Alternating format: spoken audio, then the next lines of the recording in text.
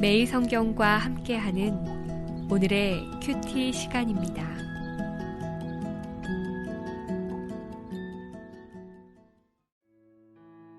12월 9일 오늘의 말씀은 사사기 19장 22절에서 30절입니다. 그들이 마음을 즐겁게 할 때에 그 성읍의 불량배들이 그 집을 애워싸고 문을 두들기며 집주인 노인에게 말하여 이르되 내 집에 들어온 사람을 끌어내라. 우리가 그와 관계하리라 하니 집주인 그 사람이 그들에게로 나와서 이르되 아니라 내 형제들아 청하노니 이 같은 악행을 저지르지 말라. 이 사람이 내 집에 들어왔으니 이런 망령된 일을 행하지 말라.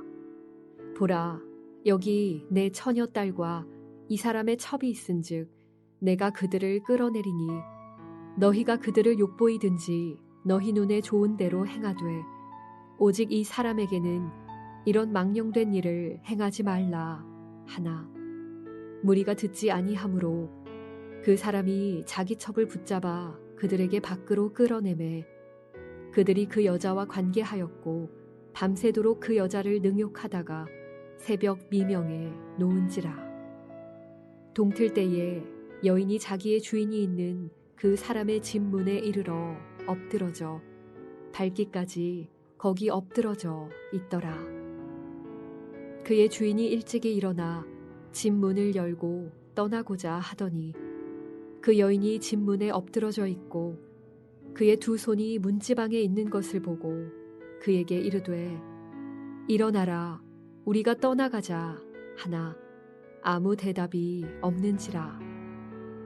이에 그의 시체를 나귀에 싣고 행하여 자기 곳에 돌아가서 그 집에 이르러서는 칼을 가지고 자기 첩의 시체를 거두어 그 마디를 찍어 12덩이에 나누고 그것을 이스라엘 사방에 두루 보내매 그것을 보는 자가 다 이르되 이스라엘 자손이 애굽 땅에서 올라온 날부터 오늘까지 이런 일은 일어나지도 아니하였고 보지도 못하였도다. 이 일을 생각하고 상의한 후에 말하자 하니라.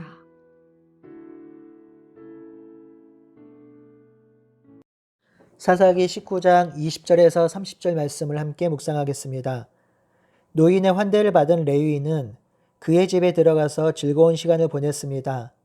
날이 저물 때에 유숙할 곳을 찾지 못한 때에 노인의 환대로 밤을 보낼 곳과 충분의 식사를 제공받았고 또한 노인은 그 환대를 베풀 수 있었으니 모두에게 즐겁고 행복한 밤이었겠지요.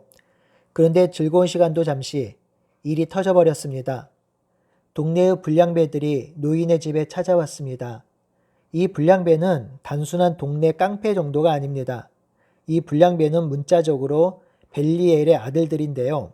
이는 우상 숭배하는 자들, 술 취한 자들, 반역자들을 뜻합니다. 그러니 단순한 깡패 정도를 넘어 율법을 거스리는 아주 악한 사람들이죠. 이 불량배들은 노인의 집에 들어온 레위인을 끌어내고 그 레위인과 상관하겠다고 합니다. 여기서 상관하겠다는 단어는 성관계를 맺겠다라는 의미입니다. 여러분 지금 이 장면을 보시면 떠오르는 장면이 있지요? 바로 소돔과 고모라 사건입니다. 거의 비슷한 이야기입니다.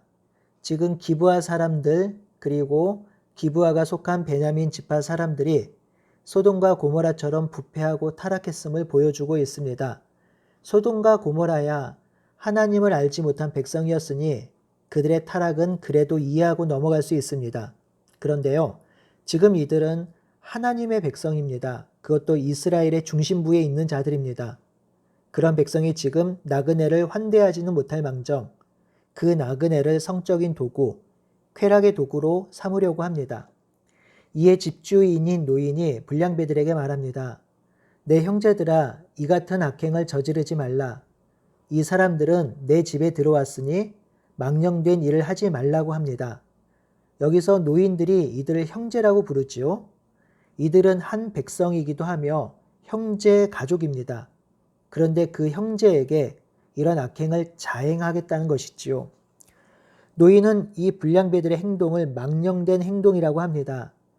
구약에서 망령된 행동은 성폭력, 음행, 거짓말, 하나님을 속이는 죄 등 하나님 보시기에 아주 악한 행동을 뜻하지요. 노인은 이들의 행동이 망령된 행동인지 알고 있었습니다. 그래서 그것을 하지 못하게 하지요. 여기까지는 노인의 행동이 훌륭해 보입니다. 좋아 보입니다. 그런데 이 노인이 당혹스러운 제안을 하지요. 자신의 딸과 첩이 있으니 그들을 내어줄 테니 그들을 욕보이든지 너희 눈에 좋은 대로 행하라. 대신 레위인은 손대지 말라고 합니다. 당시 고대 근동의 문화적 배경을 보면 여자가 남자와 동등한 대우를 받지 못했고요. 여자는 남자의 소모품이었습니다. 여성이 남자와 동등한 지위를 얻는 것은 근대에 들어와서있지요. 그런 문화적 배경 아래에서 이 상황을 100번 양보해서 딸을 주겠다고 한 것을 이해하려 해도 이 노인의 행동은 이해될 수 없습니다. 자신의 딸뿐만 아니라 첩까지 불량배에 주겠다고 한 것이죠. 이 첩은 자신의 소유가 아닙니다. 이 첩은 레위인의 아내입니다. 그럼에도 노인은 이 첩까지 내어주며 이 사태를 무마하겠다는 것입니다. 이 시점에서 노인의 환대는 진실한 환대가 아님을 보여주고 있습니다. 레위인만 환대할 뿐입니다. 정말 환대받아야 할 자는 고아, 과부, 나그네인데 이 노인은 유력한 남자인 레위인만 보호합니다. 정말 보호받고 환대받아야 할 사람은 첩이었는데요. 첩이 빠졌습니다. 그러니 이 노인의 환대하는 마음의 중심이 드러납니다.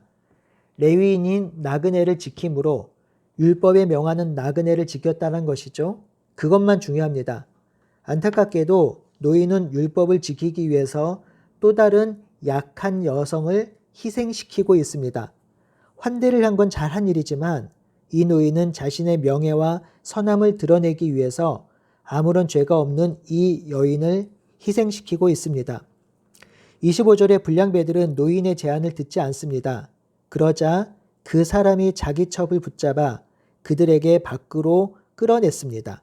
여기서 그 사람이 노인인지 레위인인지 불분명한데 정황상 레위인으로 보는 것이 좋겠습니다.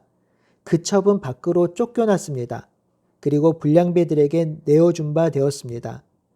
이 불량배들은 첩을 데리고 갑니다. 불량배들은 이 첩과 관계하였습니다. 관계한 것은 성관계를 맺었다는 것이죠. 이 여인은 집단 성폭행, 윤간을 당했습니다. 또한 밤새도록 여자를 능욕했다고 하지요. 능욕은 학대하고 가혹하게 다루었다는 말인데요. 집단 성폭력 이상의 악행이 자행된 것입니다. 기브야에 거하는 불량배들은 나그네를 환대하지 못할 망정 가장 보호받아야 할 자를 자신의 놀이개로 자신의 정욕을 채우는 도구로 삼았습니다. 이 불량배들은 새벽에 이 여인을 놓아줍니다. 밤새도록 불량배들에게 성폭력당하고 능욕당한 여인은 죽을 힘을 다해서 노인의 집으로 돌아왔습니다. 하지만 문을 열어달라는 힘조차 없는지 그녀는 문 앞에서 엎드려졌습니다. 여기서 다시 충격적인 이야기가 진행되고 있습니다. 해가 뜨자 레위인이 일찍이 집문을 열고 떠나고자 하였습니다. 그런데 그 첩이 그 문에 엎드려져 있습니다. 27절에 보면 이 레위인을 그 첩의 주인이라고 표현하지요. 이는 레위인이 첩을 아내로 생각하지 않고 하나의 종으로 여겼다라는 것이지요. 레위인은 종인 여자가 엎드려져 있음을 보고 일어나서 가자고 합니다. 이게 말이 됩니까? 이 레위인의 행동이 너무 잔혹하고 악해서 정말 1점이라도 주고 싶어 문화적으로 접근해서 이해하려고 해도 1점도 줄 수 없습니다. 레위인은 자신의 신변도 담보할 수 없는 밤에 그 첩을 불량배들에게 내어주었습니다. 어떤 일이 벌어질지 뻔하죠. 그런데 이 레위인은 그 집에서 태평하게 잠을 잡니다. 밤새 능욕받은 여인이 집까지 왔다면 문을 두드렸겠지요. 그러나 이 레위인은 태평하게 잠자느라 이 여인이 온 것도 모릅니다. 최소한 밤에 깨어 이 여인을 기다렸어야지요. 그것이 인간의 도리이지요. 또한 레위인이 여인에게 던진 첫 마디가 우리가 떠나가자입니다. 아니 아무리 원수라 해도 이렇게 말하지 않아요. 최소한 인간이라면 안부를 묻죠. 그런데 이 레위인 이 사람은 이 여인에게 관심이 없어요. 오직 자신이 가야 할 길만 집중하고 있습니다. 정말 악한 행동을 일삼습니다. 레위인이 흔들어 깨웠는데 이 여인이 죽어 있었습니다. 레위인은 싸늘하게 죽은 첩을 나귀에 싣고 집에 이릅니다. 이때 다시 한번 경악스러운 일을 하지요. 칼을 가지고 와서 자기 첩의 시신을 12토막을 냅니다. 그리고 그것을 12자루에 담아서 이스라엘에게 보냅니다. 인간이 존엄하면 그 시신도 존엄합니다. 그래서 예로부터 시신을 다룰 때는 예를 갖추지요. 그런데 이 레위인은 존엄하게 다루어야 할 시신도 자기 마음대로 자기 분노를 담아 토막을 냅니다. 여인에 대해 일말의 존엄도 존중도 없습니다. 오늘 이야기는 이스라엘의 종교적 타락이 윤리적 타락으로 이어지고 있음을 보여주고 있습니다. 윤리적 타락의 끝판은 사람을 사람으로 존중하지 않는 것이지요. 이 본문은 바로 그 사실을 여실히 보여주고 있습니다. 이 첩은 가장 힘없고 불쌍하고 보호받아야 할 여인입니다. 이 레위인의 이야기에서 첩은 한마디도 하지 않습니다. 레위인의 명령만 따릅니다. 심지어 끌려나와 불량배들에게 넘겨질 때도 저항 한번 하지 못합니다. 너무 처참한 능력에 문을 열고 들어갈 힘조차 없는 가운데 따뜻한 문 안으로 들어가지 못하고 죽습니다. 심지어 죽어서조차 시신이 유린당합니다. 사로잡히고 배반당하고 능욕당하고 고문당하고 살해당하고 그 몸이 흩어집니다. 이 일을 자행한 사람들이 바로 하나님의 백성인 기브아의 불량배들이며 레위인이며 노인입니다. 마지막 30절은 이스라엘의 각 지파는 이 토막난 시신을 보고 말합니다. 이런 일은 출애굽한 이후에 지금까지 보지 못했던 일이라고 하지요. 그리고 이 일을 생각하고 상의한 후에 어떻게 할지를 결정하자고 합니다. 이 일의 진위 여부를 듣고 결정하는 본문이 20장이고요. 20장에서 이들이 어떻게 결정하고 행하는지, 그리고 그 결정과 행위가 어떤 의미를 가지고 있는지를 볼 수 있습니다. 여러분, 우리는 하나님이 없는 인생의 끝판을 보고 있습니다. 하나님을 모르는 이 땅의 역사가 바로 이러하지요. 지금도 자국의 이익을 위해서 끊임없이 전쟁과 테러가 일어납니다. 사람을 죽이고 있습니다. 돈을 벌기 위해서 인간을 소모품으로 여기는 일은 지금도 허다합니다. 지금 우리가 목격하는 이 일은 이 땅에서 지금도 그대로 자행되고 있습니다. 여러분, 대안이 무엇일까요? 돈, 명예, 힘, 권력, 지식, 윤리적 가르침? 아닙니다. 결국 대안은 예수 그리스도입니다. 그리스도를 믿음으로 말미암아 새 사람이 되는 것이며 그리스도로 인해 하나님의 나라가 임하는 것입니다. 그러니 우리의 유일한 소망이신 예수님을 신뢰하며 그분을 붙들며 그분께서 이 땅을 고치시고 회복하시도록 함께 기대하며 기도하며 살아가는 우리 모두가 되기를 바라고 소원합니다. 아멘.